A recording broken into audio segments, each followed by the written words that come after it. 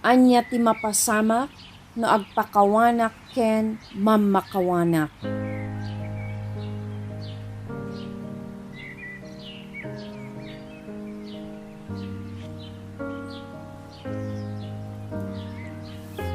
Matthew chapter 6 verse 14 to 15. No pakawanan niyo dagiti nakabasol kada kayo, pakawanan na kay tumat ni Amayo sa dilangit. Ngam no diyo pakawanan dagiti nakabasol kada kayo, din tumat pakawanan ni Amayo dagiti basbasolyo. Ephesians chapter 4 verse 32. Agkikinaasi kan agiinayat kayo kitdi. Agpipinakawan kayo kas iti panang pakawan ti Dios kada kayo babaan kini Kristo.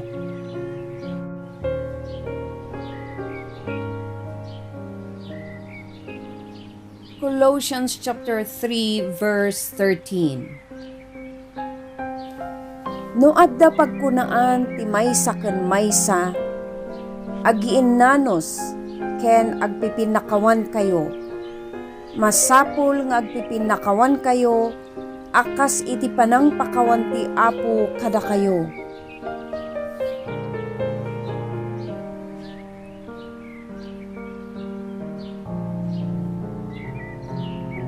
Luke chapter 6 verse 37. Diyo okuman ti padayo a tao, tapno di na kay tumat okuman ti Dios. Diyo ilunod ti padayo a tao, tapno di na kay tumat nga ilunod ti Dios. Mamakawan kayo, kat pakawanan na kay tumat ti Dios.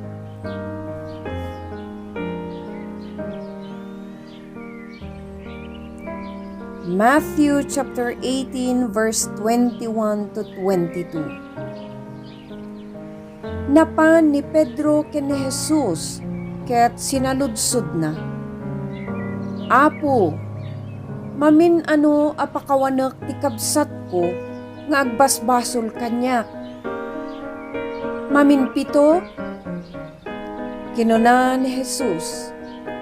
Saan laeng a mamin pito? No diket mamin 70 a pito.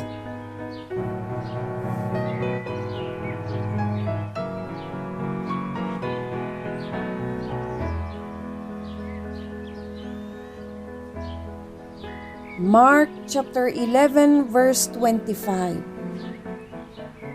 Tunggal tumakder kayo nga agkararag, pakawanan niyo ti siya sinuman a nakabasol kada kayo. Tapno pakawanan tumat ni Amayo sa dilangit dagiti basbasolyo.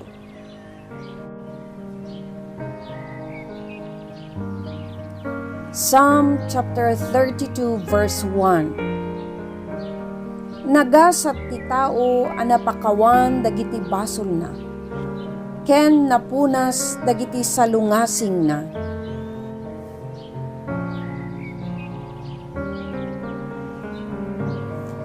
First John chapter 1 verse 9 to 10. Ngem no ipudno tayo dagiti basbasol tayo, tungpalan na ti karina, kat aramidan na ti maituto. Pakawanan na dagiti basol tayo, kat ugasan na tayo iti amin a kinadakes tayo. No kuna tayo aditay nagbasol, pagbalinan tayo nga ulbod ti Dios, kat saan nga agtaeng ti sauna kada tayo.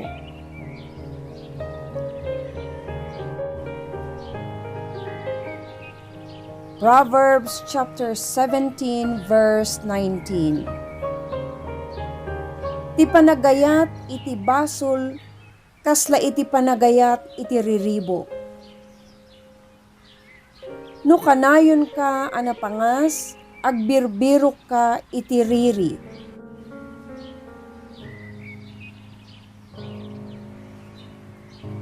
Proverbs chapter 10 verse 12. Riribok ti patauden ti gura, ngem abungan ti ayat ti amin abidot.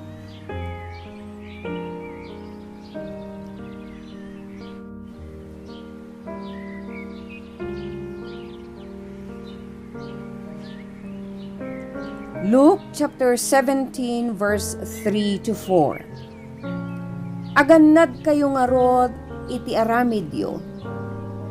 Babalawam ti kabsat mo no makabasol. Pakawanam no agbabawi.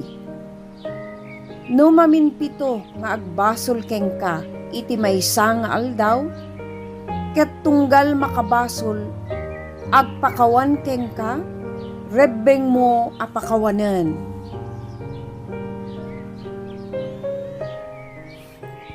Matthew chapter 5 verse 23 to 24. Ngarod, no mangidatag ka iti daton mo iti altar, ket malagip mo nga addagura ken ka ni kabsat mo, ibatim ti daton mo iti sangon ti altar. Umunapay nga ingka makikapya ken ni kabsat mo, sakan to agsubli a mangidatag iti daton mo.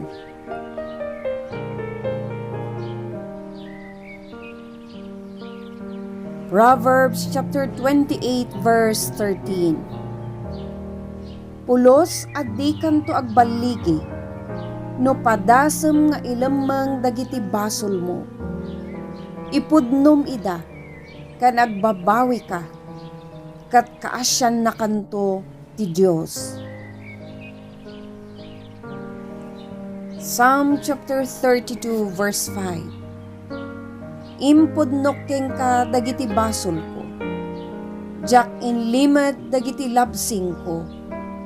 Inkedeng ko nga ipudno keng ka dagiti basbasol ko, kinunak, kat pinakawan mo dagiti amin asalungasing ko.